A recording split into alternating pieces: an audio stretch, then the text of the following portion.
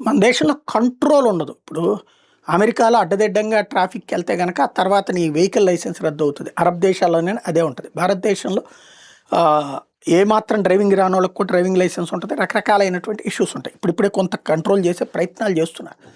ఈ పిల్లలకి మద్యం దుకాణాల దగ్గర మందు దొరుకుతది. అట్లాగే రకరకాలైన ఏమైనా దొరుకుతాయేటటువంటి పరిస్థితి మన దేశంలో ఉంది. అదే విదేశాల్లో అయితే గనక మద్యం దానికి రిస్ట్రిక్షన్స్ ఉన్నాయి. అట్లాగే ఇంటర్నెట్ వచ్చేటికి ఈ విదేశాల్లో ఇదివరకు ఉండేది మన పిల్లలకు ఉండేదిగా.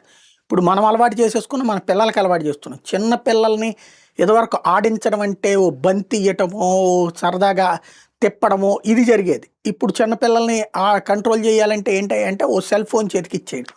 జరుగుతున్నటువంటి రోజులు. వీడియో గేమ్స్ ఆడిస్తున్నటువంటి రోజులు.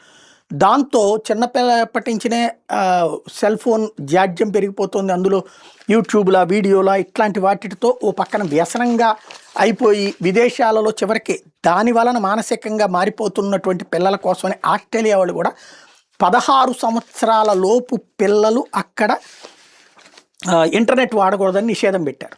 భారతదేశంలో ఇట్లా పెట్టమని చెప్పేసి మద్రాస్ హైకోర్టు సూచించింది కేంద్ర ప్రభుత్వానికి. మరి ఆ సూచన అమలు చేస్తుందా? ఆదేశం కాదు, సూచన మాత్రమే.